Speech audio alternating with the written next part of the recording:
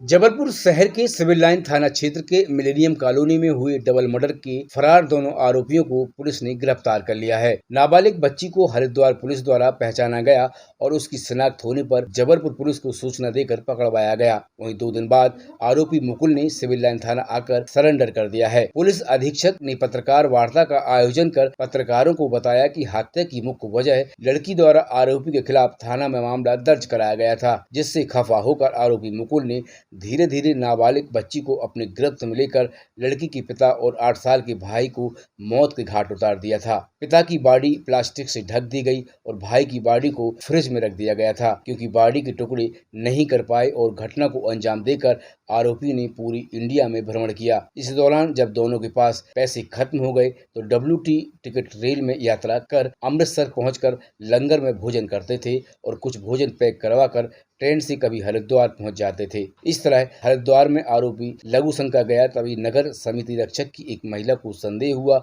और उसने स्थानीय पुलिस और जबलपुर पुलिस को सूचित किया। मौके से आरोपी मुकुल फरार हो गया था। बच्ची को पुलिस ने गिरफ्तार कर लिया था। जहां बच्ची की गिरफ्तार होने के 2 दिन बाद आरोपी ने खुद थाना आकर सरेंडर कर दिया है। सिविल लाइन डबल मर्डर जो केस हुआ था मिलेनियम कॉलोनी में, उसमें दोनों जो आरोपी हैं वो पुलिस की हिरासत में आ गए हैं। जो उसमें औपचारिक बालिका थी, मैंने 2 दिन पहले भी उसमें ब्रीफ किया था। हरिद्वार पुलिस को सूचना मिली थी। उसके बाद वहाँ पर उनकी कोतवाली पुलिस ने बहुत अच्छी कार्रवाई करते हुए और आरोपी जो औपचारिक बालिका है उसे अरेस्ट किया। और ये जो दूसरा जो बालिग आरोपी है मुकुल, ये वहाँ से फ़रार हो गया था और फ़रार होने के बाद कल ये जो है सिविल लाइन थाने पे पहुँचा है। इसने सरेंडर किया और जिसके बाद पुलिस ने उसको गिरफ़्तार किया है। हम लोगों ने दोनों आरोपियों से पूछताछ की। पूछताछ में दोनों का कनाइवेंस निकल के आया है। जो कारण है हत्या का, उसमें यह है कि सितंबर में एक FIR जो औपचारिक बालिका है उसके द्वारा इस लड़के के ख़िलाफ़ कराई गई थी और वो उस केस में इसने जो बयान दिए थे वो इस लड़के के अगेंस्ट दिए थे और घर वालों का प्रेशर था, खासकर उसके फादर का प्रेशर था। और इसको ये डर लग रहा था कि घर वालों के प्रेशर में ये जो बयान हो गए हैं इसका कहीं कन्विक्शन नहीं हो जाए, इसको दोबारा जेल नहीं जाना पड़ जाए। और सितंबर के बाद से जब वो लड़की से इसकी बातचीत उसके घर वालों ने कट ऑफ करने का प्रयास किया, उसको इटारसी भेज दिया।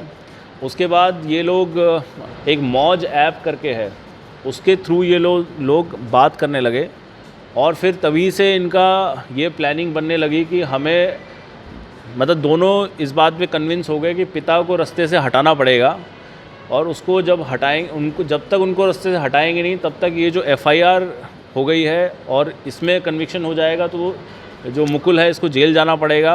और फिर पिता ने जाके जो लड़की के पिता हैं उन्होंने जाके लड़के के पिता को भी बोला कि किसी भी तरीके से ये लड़का जो है मेरी लड़की से दूर रहना चाहिए। तो इन दोनों के मन में ये आ गया था कि हम दोनों के बीच में इसके पिता अड़चन बन रहे हैं।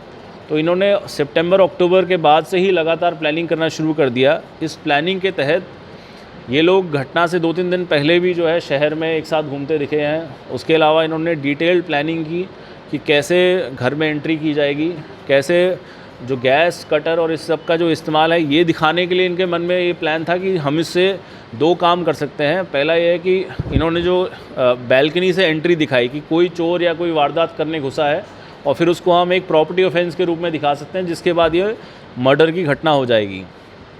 ये भी इनका प्लानिंग था कि ये जो गैस कटर इससे बॉडी के हम लोग टुकड़े करके और उसके बाद उसको छोटे पार्ट्स में काट के और बैग से हम उसको आगे कहीं डिस्पोजल कर सकते हैं। ये भी इन लोगों का प्लान था।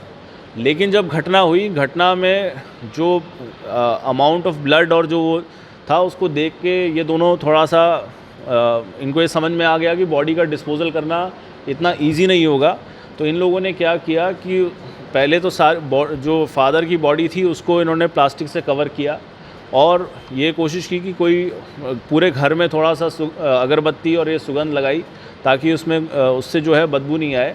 और जो इसका भाई था, भाई को इन्होंने मारने के बाद उसको फ्रिज में उसको पैक करके उसकी बॉडी को उसके अंदर डाल दिया था। तो ये इन्होंने पूरी घटना की। उसके बाद एक और चीज़ मैं बताना चाहूँगा कि जो लड़का लड़की है ये बहुत ही मतलब दे आर हाईली कमिटेड। इन लोगों को ये था कि लड़के ने पूरे टाइम ये प्रयास किया कि किसी तरीके से मैं कुछ ना कुछ बीच में ऐसा करता रहूं ताकि मैं लड़की को इस केस से अलग कर पाऊं। तो उसने उस समय उसके घर वालों को मैसेज कराया। मैसेज करने के बाद वो फ़ोन आया, इन्होंने फ़ोन उठाया नहीं। उसके बाद इन्होंने अपनी सारी स्टोरीज़ इस प्रकार से बनाई कि जो है ये लड़का ही मेन आरोपी दिखे। फिर इन दोनों ने ऑल ओवर इंडिया ट्रैवल किया। पहले जो ये मुकुल है वो निकला, फिर जो लड़की है वो निकली। उसके बाद ये लोग ऑल इंडिया ट्रैवल किए। इन्होंने जबलपुर से निकलने के बाद कटनी, इंदौर, पुणे, बेंगलोर, कलबुर्गी और उसके बाद ये लोग उड़ीसा भी गए। वहाँ से कलकत्ता, गुवाहाटी, उसके बाद झांसी, मथुरा, वृंदावन, चंडीगढ़। फिर इन्होंने इनके पास जब पैसे ख़त्म हो गए, पैसे ख़त्म होने के बाद ये अमृतसर से हरिद्वार के बीच में ये काफ़ी ट्रैवल करना बता रहे हैं, जिसमें ये डब्ल्यू टिकट ट्रेन से ट्रैवल करते थे।